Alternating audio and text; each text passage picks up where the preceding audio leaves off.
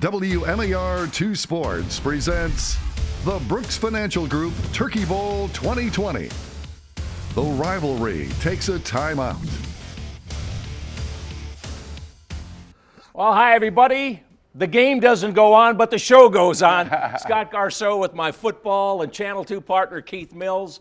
And Keith, for 40 years, I've been getting up on Thanksgiving morning and heading to the Turkey Bowl. You've been there, too. It's really going to be strange this year without a game, isn't it? Incredibly strange, Scott. And obviously, it is disappointing for everyone involved, particularly the seniors from both Loyola and Calvert Hall, but not just the seniors, all the players, the coaches, the parents, and, Scott, the communities, because as we have heard for the last 30, 40, 50, 60, 70 years, this is more than a football game. It's a celebration of everything good about high school sports in Baltimore and high school in Baltimore. This thing started, oldest Catholic football rivalry in the nation, started in the late 1800s back at Patterson Park, and since 1929 they've played on every Thanksgiving. Not the Depression, World War I, World War II could stop it, but COVID-19 got them, and they thought they were going to play. It wasn't until this past Saturday that we found out there wouldn't be a game. Yeah, and they had been playing games up until this week. So, again, not surprising because of all of the issues that COVID is creating and causing around the country. But again, disappointing. But yeah, when you look back at the history of this game and some of the unbelievable players and moments and coaches, man, it's going to be not the same. And during this half hour, we're going to have the top 5 plays from the last 20 years of Turkey Bowl. Keith mentioned how tough it had to be for seniors. I mean, this was their last Turkey Bowl. Feel bad for those guys. You also feel bad for the coaches who've worked so hard with their teams to get ready. Sean Stepner sat down with the 2 coaches from the Turkey Bowl and talked about this news. My initial reaction was still like anguish and real disappointment. I was in shock. I mean, it's kind of, you go through the stages, denial, shock. I'm still kind of in shock. Even in the middle of a pandemic, for the coaches of Loyola and Calvert Hall, the news that the Turkey Bowl had been shelved hit like that first big-time block on a crisp Thanksgiving morning. Telling their teams was the hardest part. What was it like telling your players? Thank God I was wearing a mask. I mean, I got emotional. I don't think they saw it, but, I had to it's tough because I sit with these guys and I try to explain to them this is family to me. This is bigger than the game of football. It was really tough to do. One of the hardest things I've done as a coach. Both teams got the news on Saturday morning. Not only was the 2020 Turkey Bowl canceled, but their seasons were over as well. The Dons got one more chance to suit up. Saturday's game at St. Mary's. How fortunate do you feel that you got to play a game knowing the finality of the season and knowing that it was going to be your last game? Very fortunate. It was surreal. And the guys there were a lot of tears. There were a lot of tears of joy. Head coach Anthony Zayu and Loyola won the game 7-6. As for the Cardinals, their Saturday did not play out quite the same way. First-year head coach Josh Ward gathered his players at the Hall, informing them of the decision. We went out into the field, let the seniors have their moment, and then they walked, obviously social distance, and walked down the line, said bye to all the underclassmen, all the coaches, and then finally me. And, the crazy part is we haven't even had a team picture yet because of COVID and because of social distancing. So we kind of grabbed a group shot real quick on the Cardinal. And then, the kids wanted to play some 7-on-7. So we let them have some fun and run around the field one last time. There's Jenkins under center. There's no denying the biggest game each and every year for these 2 programs, of course. And it is The Turkey Bowl, a century worth of tradition, a Thanksgiving morning ritual, a rivalry which sadly won't be renewed in 2020. Who that hurts the most?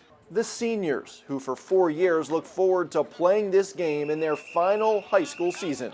For some of these guys, there's a link between family members and uncles, whether uncles at our school or at Calvert Hall, or people who just are so connected in a lineage to the Turkey Bowl that missing this opportunity is not just like missing another game. Missing this is missing in some ways a connection with history.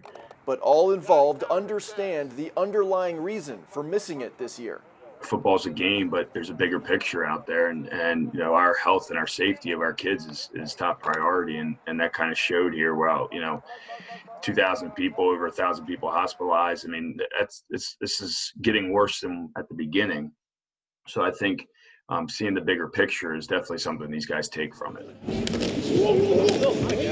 The virus should have all of our attention to at least working together to you know, eradicate it to the best of our abilities. And I think the game is very important, but you know, maybe it sends a message that we as people can really work hard to come together and unite. I mean, the Turkey Bowl is not going away. We're going to play it next year. I'm confident of that. I guess what I would say to both Loyola and Calvert Hall community is that we're members of a larger picture, that we're members of the Baltimore County community, and if our executives felt like it's unsafe to do so, then as good stewards and good citizens, then that's what we've got to do. It's very similar to being a teammate, right? If it's for the greater good of the team, then that's what we commit ourselves to, because we're not just living in this world separate and apart from others. Well said by Coach Zayu. Loyola ends this abbreviated season with the record of 2-1. Calvert Hall, young team, 0-2. Scott and Keith, back to you. Well done, Sean. He'll be back with us. We'll hear from some players in our next segment, but appropriate comments from the coaches. It hurts so bad, but they understand the big picture. Yeah, no question. As you know, I've spent time with the Naval Academy football team. Coach Ken Niumatalolo told his guys the same thing when his games got canceled. Hey, you hit with adversity all the time. You're going to do that as a military officer. You got to be able to deal with it. All right. Players, coaches, ADs, Keith and I, members of the media, we voted on the top 5 plays from the last 20 Turkey Bowls. Here's play number 5. Robinson with the backs in the eye. Lost the snap. It's loose. Scramble in the end zone. Loyola has it. Number 44, Larry Strickland, touchdown.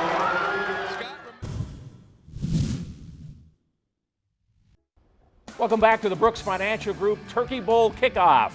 Keith, play number 5. Was it on your list? Larry Strickland with a big play. It certainly was. Now, Larry Strickland played at Loyola, and he went to Hampton University and had a pretty solid career down there. But this game featured Van Brooks, who ended up unfortunately getting injured seriously. He's making a great comeback. And Mike Newton for Calvert Hall rushed for 177 yards in the game.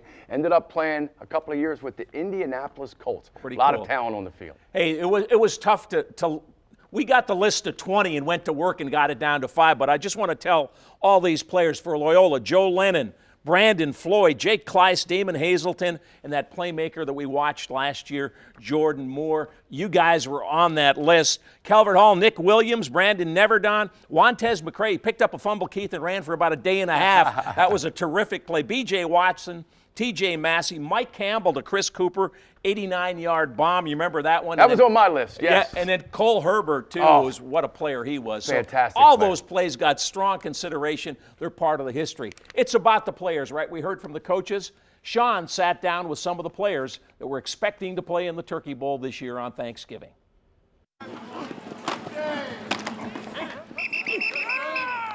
For Dons and Cardinals players, 4 years of high school football all lead up to the biggest game of your senior season, the Turkey Bowl. This year, even though different in so many ways, was the same in that sense until last weekend. It's a different feeling when the game was confirmed in the beginning of the season and gets canceled rather than just a season being canceled in general. We kind of got like a false sense of hope. But so I mean, I know my teammates are disappointed, and I'm very disappointed as well. So is Don's senior Kevin Somerville. Kevin has a grandfather, 2 uncles, and a brother who played in the Turkey Bowl. Every year I've gone to the Turkey Bowl. I don't think I've missed one since I've been alive. So it's definitely hard. Both teams found out about the cancellation on Saturday morning. Saturday was pretty devastating, you know. This has been 101 Turkey Bowl, and for the tradition to go on for that long, I know that everybody's, you know, we pretty heard about it. It didn't really hit home until our position coaches went and talked to us, and everybody kind of got emotional, including myself. And planning the game for 4 years, I was really looking forward to playing it. for my senior year, just going out with a bang. Would the Cardinals have extended their winning streak to 7 straight games, or would Loyola have snapped its skid, winning for the first time since 2013? We'll never know. However, these seniors have some predictions. I definitely had confidence in my teammates, and I think we had a good game plan. I think we would have been on top. We were going to get that dub for sure. Although it stings, the decision to push the pause button in 2020 isn't lost on these guys. My grandma lives with us, so I wouldn't want to risk her health because of something that I can't control. So I understand the severity of the situation, and as much as it stinks, I mean, there's nothing really you can do. Just keep everybody safe around you, keep everybody healthy, and make sure that nobody around you that gets sick. You know, like everybody, this is a big pandemic. Like, we never had this ever in our lives. And what could happen is we could go out on the field and everybody could get COVID, and then we could come back, and then that could harm our families and our peers around us. Some very mature young men leading the way for their teams. We wish Jordan, Kevin, Mike, and Trey all the very best as they continue their football careers in college. Scott and Keith, back to you. Thanks, Sean. Sean talked to Jordan Moore. His next stop, Duke, where he'll play quarterback for David Cutcliffe. Pretty good quarterback mentor, right? He's a quarterback guru. We had Peyton Manning. Eli Manning has endorsed him. But, Jordan, class act, as you just heard.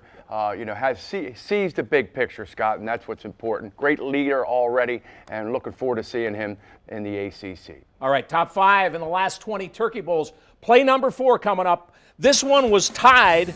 2012 93rd Turkey Bowl, tied at 14 when suddenly a bomb was dropped.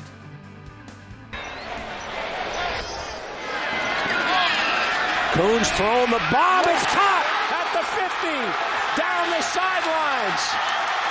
Touchdown, Calvert Hall. Logan Couric scores. Scott and Keith with you, our Brooks Financial Group Turkey Bowl kickoff. Keith, webs and flows in this.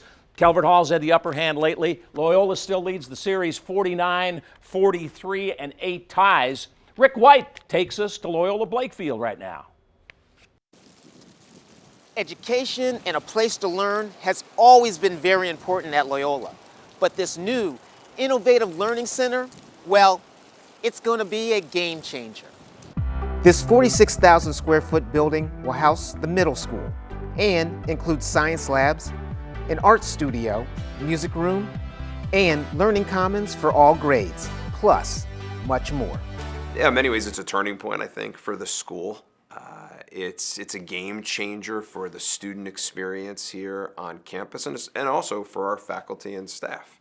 I think this new building, it sort of blends tradition with innovation. Tradition in that aesthetically and cosmetically and architecturally, that building is going to look like it's always been here. But then the innovation is what's going on inside that building. And so to blend those two, I think is really exciting with a maker space in this building, which is incredibly innovative, a cyber science lab, which also is innovating, and then just the technology infused throughout the building. I think it's going to mean so much for these kids. The facility is going to be environmentally sound. It's going to be energy efficient. It's going to be bright, open. So not only will middle schoolers be part of the center of the campus, but that building is going to bring all kinds of different activities to Loyola Blakefield in a brand new state-of-the-art space. The groundbreaking took place last November, and a student from each grade was invited to participate. I think I'm going to like the interactive, the learning that they have, and the new spaces for students to be. I'm definitely looking forward to all the new classrooms in the new building. As a principal, it just means the world to me to be able to bring young men onto this campus and just allow them to look into the classroom knowing that they're loved, that they're cared for, regardless of what the surroundings are, but then to look at the technology, the learning commons. For the first time on Loyola's history, the 6 through 12 young men will be on the same side of campus. And the opportunities that that brings to have all of our students on one side of campus knowing how much the older classmen want to mentor, and now to have that proximity on one side of campus is great. What I see with this new Innovative Learning Center is that I feel like the physical space is going to match the enthusiasm that the students and the teachers that they have for their learning and for their growth.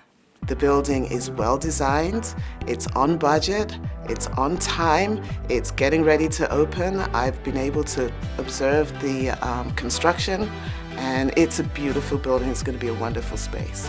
It's a win for the school, it's a win for the Dons, it's a win for the community. I think it's a great next step for the school.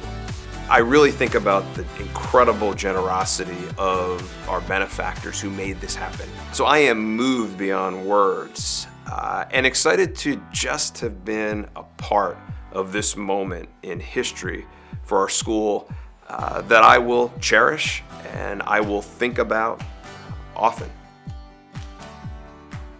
Two great traditional athletic programs, but great schools, Calvert Hall and Loyola. No question. College football Hall of Famers, NFL players, great student athletes. All right, coming up, play number 3.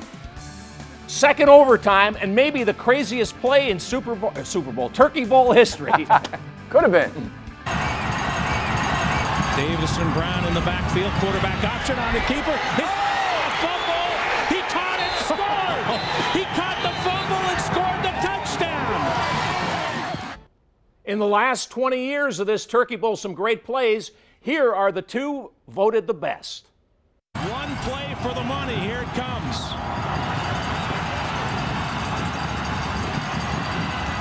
Guidera with the snap. Still has the football under pressure. Incomplete. Calvert Hall wins. They didn't fool him with the play action. And the Calvert Hall players stream onto the field. Top play, number 1. Snap a little high. Soriano block. Loyola wins. Loyola blocks the point after. And the Dons have ended Calvert Hall's 4-game win streak in the Turkey Bowl. Oh my goodness.